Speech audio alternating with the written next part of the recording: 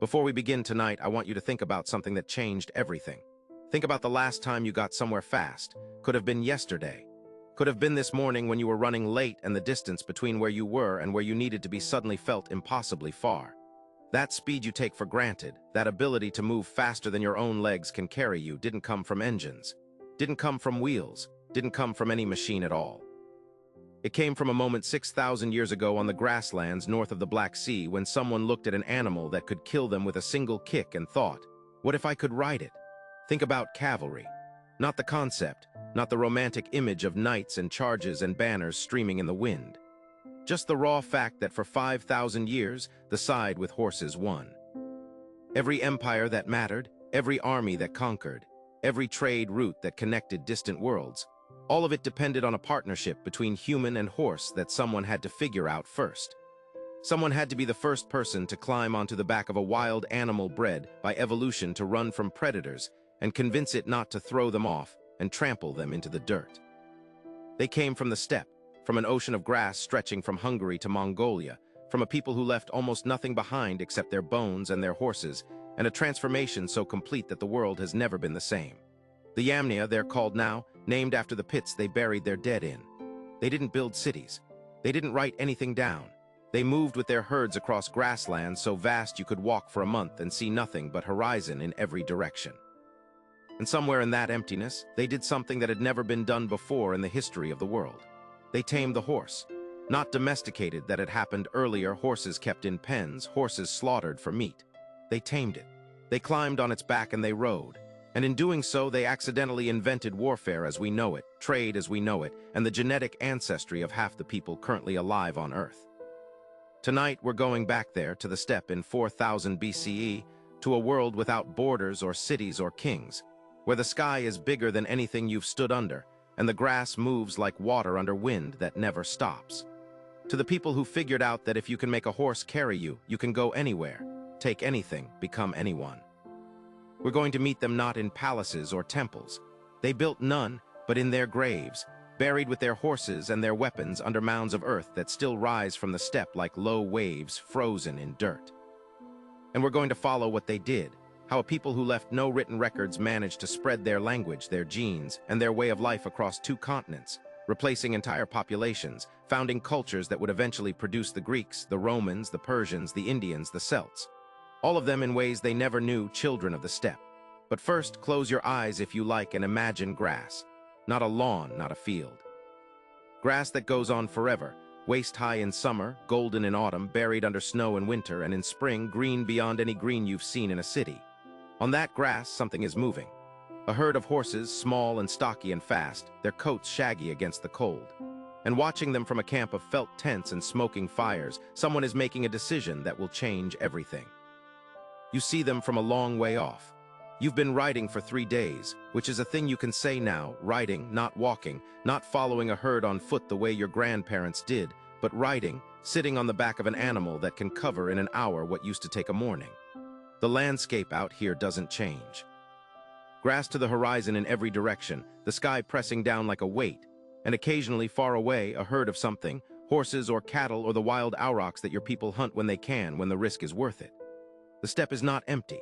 That's the first thing to understand. It looks empty from a distance, all that grass and sky, but it's full of life, just spread thin, dispersed across distances so vast that abundance and scarcity exist simultaneously. There are millions of animals out here. You just have to know where to look and be willing to move to find them. Your people have always moved, following the herds, following the grass, following the seasons in a rhythm that doesn't require cities or fields or anything permanent.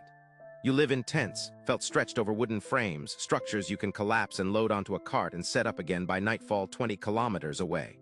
You own what you can carry. You eat what you can catch or milk or trade. And now, because someone a generation ago figured out how to stay on a horse's back without falling off, you can move faster and farther than any people in the history of the world.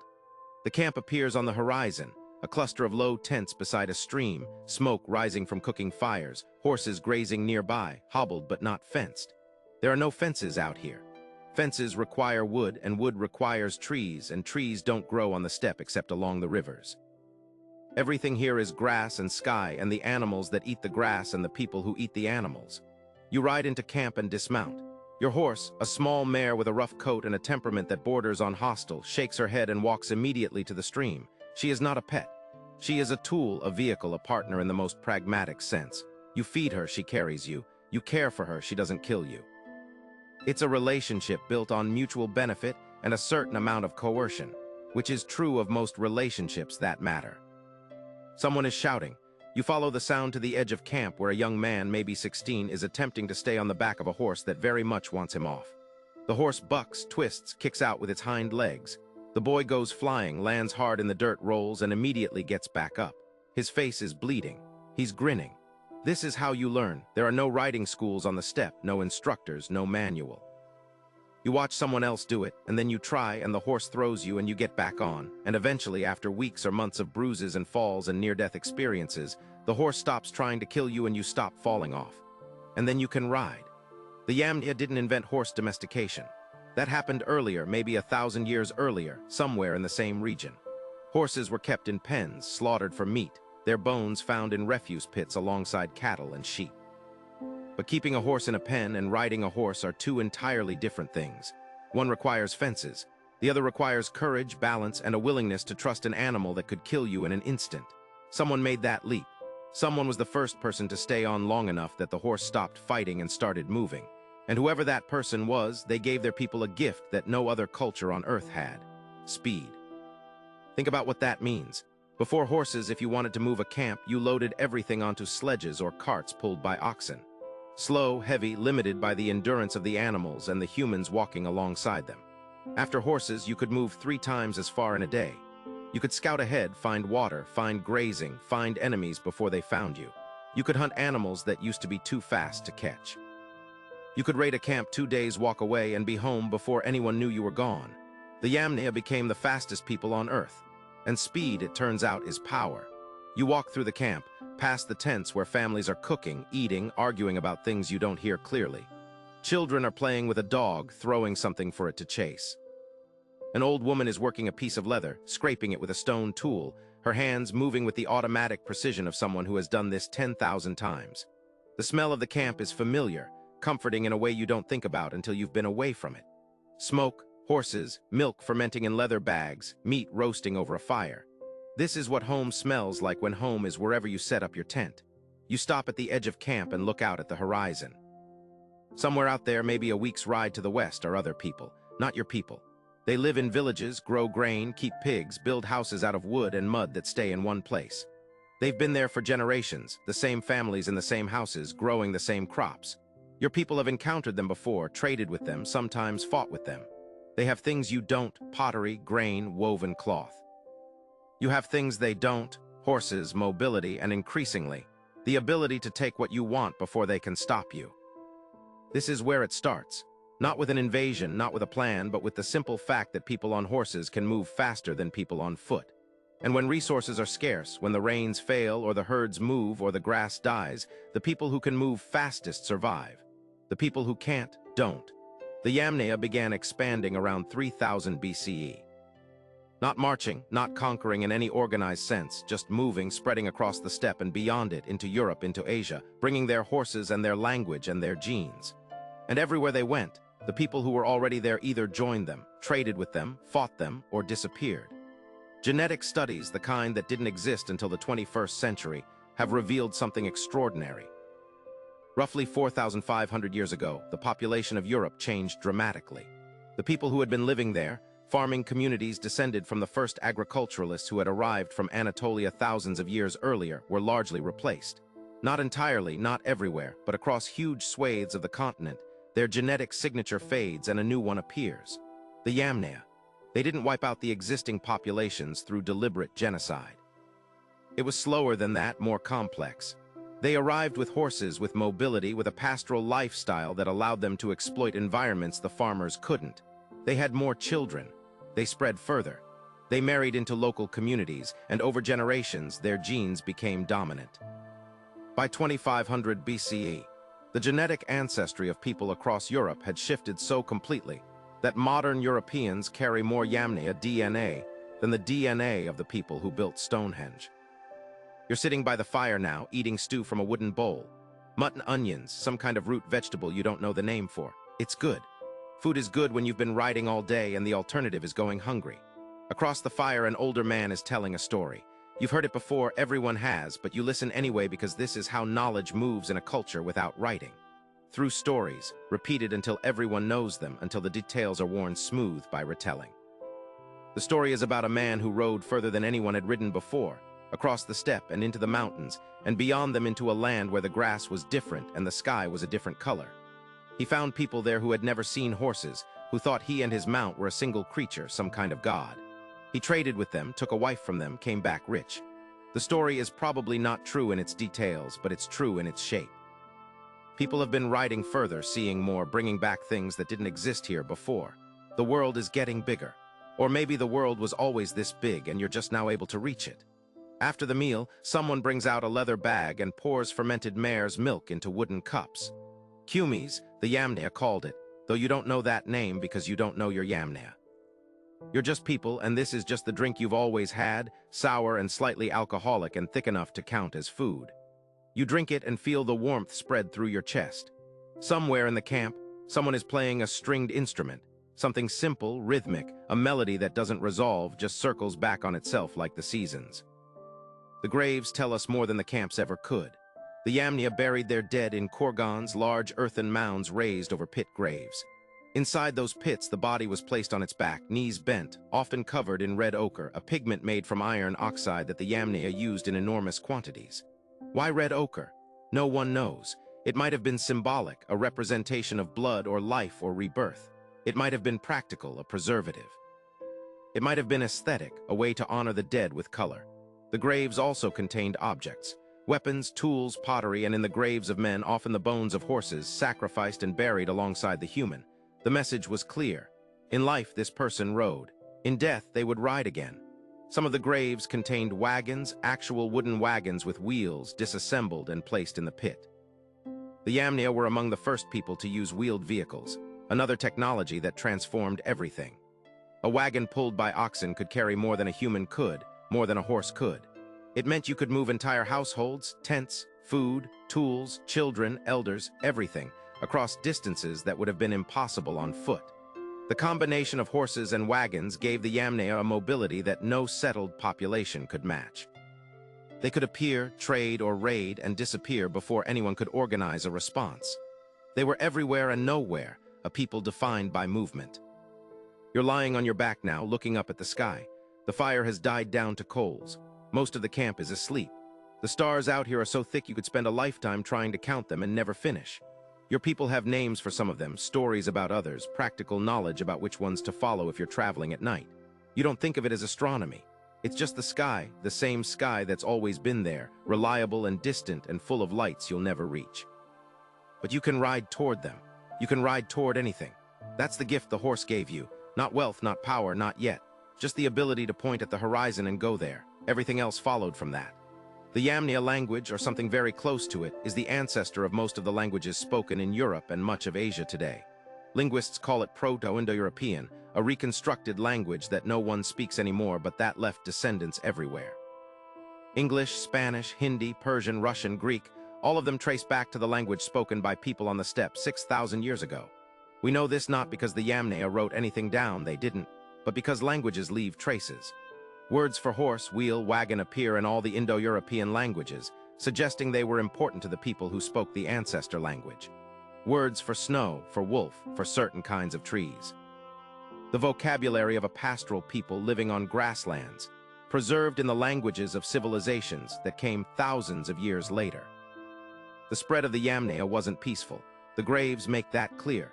Many of the skeletons show signs of violence, healed fractures, embedded arrowheads, skulls with blunt force trauma. These were people who fought, who defended their herds, who raided others. The introduction of horses into warfare changed everything. A man on foot with a spear is dangerous. A man on horseback with a spear is exponentially more dangerous. He's faster, higher, harder to hit. He can strike and retreat before you can respond. The first cavalry didn't have saddles or stirrups, those came later, but they didn't need them. They had balance, skill, and animals bred for speed and endurance. That was enough. By 2000 BCE, every major military power in the Near East and Europe had adopted horseback riding. The chariot came first, a wheeled platform pulled by horses, used by the Egyptians, the Hittites, the Mycenaeans. But the chariot required flat ground, roads, infrastructure. Cavalry required nothing but a horse and a rider. It was faster, more flexible, more terrifying. The sound of hooves, the sight of mounted warriors appearing on the horizon, became the sound and sight of conquest for the next 3,000 years. You're up before dawn, as always. The camp is stirring, fires being rekindled, children being woken, horses being checked. You saddle your mare, a process that involves a simple cloth pad and a leather strap, nothing elaborate. Saddles won't be invented for another 1,000 years. You've learned to ride without them, gripping with your knees, moving with the horse's rhythm, becoming part of the animal in a way that's hard to explain to anyone who hasn't done it. You ride out alone, which is not unusual. Scouts go out every day checking for water, for other camps, for danger. The steppe is not safe.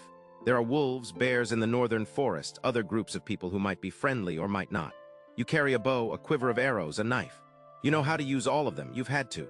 The sun rises behind you, casting long shadows across the grass. The world is gold and green and empty in a way that makes your chest ache. This is what freedom looks like. Not the absence of rules or obligations, you have plenty of those, but the absence of walls. The ability to ride in any direction and find something new or find nothing, which is sometimes better. The Yamnia didn't conquer the world in the way we think of conquest. They didn't build empires, didn't establish dynasties, didn't leave inscriptions proclaiming their victories. They just moved and kept moving, and everywhere they moved, they changed things. In India, they became the ancestors of the Indo-Aryans, the people who composed the Vedas, the oldest sacred texts of Hinduism. In Iran, they became the Persians. In Europe, they became the Celts, the Germans, the Slavs, the Greeks, the Romans. Every one of those cultures, every one of those civilizations, traces back to people on horses on the steppe who decided to see what was over the next horizon. The genetic evidence is overwhelming. Modern Europeans carry significant Yamnaya ancestry. Modern South Asians carry significant Yamnaya ancestry. The languages, the genes, the technologies, all of it points back to the steppe, to a people who left almost nothing behind except the world they created. They didn't write their story down. They didn't build monuments. They didn't need to. They became the ancestors of half the world, and that is a monument that doesn't erode. You find water by midday, a small stream cutting through the grass, clear and cold. You let your horse drink, then fill your leather flask. You eat some dried meat, hard and salty and good. You're not in a hurry. The camp won't move until tomorrow, and you know where it is, roughly. You could find it in the dark if you had to. You've done it before. You sit by the stream and watch the water move. It's going somewhere, same as you, same as everyone. The difference is you can choose your direction. The people in the villages to the west, the ones who grow grain and stay in one place, they don't have that choice. They're tied to their fields, to their houses, to the land they've cleared and planted. If the harvest fails, they starve. If enemies come, they have nowhere to go. You can leave. You can always leave. That's the gift of the horse, the gift of the steppe. Mobility is survival. Later, much later, after empires have risen and fallen, after cities have been built and burned, after the Yamnia have become the Greeks and the Romans and the Persians and the Indians, someone will write down the stories. The Iliad will describe horse-taming Trojans and bronze-clad Achaeans. The Mahabharata will describe chariots and warriors and battles that shake the earth. The Persian kings will carve their victories into stone, proclaiming their mastery over the known world. And none of them will know, none of them will remember, that it all started with someone on the steppe who figured out how to stay on a horse's back long enough that the horse stopped trying to throw them off. You ride back to camp as the sun is setting. The sky is red and orange and purple, colors so vivid they seem unreal. The grass is dark, the shadows long. Your horse knows the way, moves without guidance, heading toward the smell of smoke and the sound of voices. You dismount, unsaddle her, let her go to graze. She walks away without looking back. That's fine. She'll be there in the morning. She always is. You eat dinner with your family, stew again, bread baked on a hot stone, more cumies. The conversation is ordinary, about the weather, about the herds, about someone's child who is sick, about whether the camp should move south or west when the grass here is gone. No one is talking about changing the world. No one knows they're changing the world. They're just trying to get through the day, same as you, same as everyone who has ever lived. And in doing so, they're building the future without knowing it. The Yamnia didn't set out to spread their language across 2 continents. They didn't set out to replace entire populations.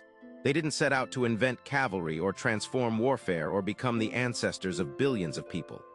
They were just trying to survive on the steppe, to find grass for their herds, to move when they needed to move, to defend what was theirs and take what they could. and the horse made all of it possible. There's a moment in the graves in the archaeology that catches you if you pay attention. The horses buried with the humans were not wild. They were domestic, cared for, probably loved in the way you love something you depend on completely. Their teeth show where patterns consistent with bits, with bridles, with being ridden and controlled. Their bones show signs of hard use, of carrying weight, of traveling long distances. These were working animals, partners, tools. And when their riders died, they were killed and buried alongside them, sent into whatever came next together.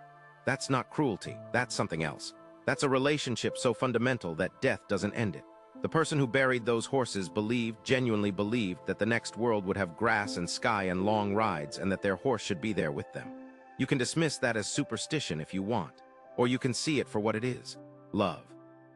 Practical, unsentimental, absolute love for the animal that made everything possible. Night is cold. You wrap yourself in a wool blanket, lie down on a felt mat inside your tent. Outside, you can hear the horses moving, the soft sound of them grazing, the occasional snort or whinny. You can hear the wind in the grass, constant, endless, the sound of the step. You close your eyes. Tomorrow you'll ride again. The day after that, the camp will move. The day after that, something else. The rhythm never stops. And somewhere far away in a future you can't imagine, people will dig up your bones. They'll find the horses buried with you. They'll extract DNA from your teeth and discover that you're related to half the people alive. They'll reconstruct your language, trace your movements, map your expansion across continents. They'll call you Yamnia, a name you never used. They'll argue about whether you were conquerors or migrants, whether you displaced populations through violence or intermarriage or both. They'll write papers and books and make documentaries.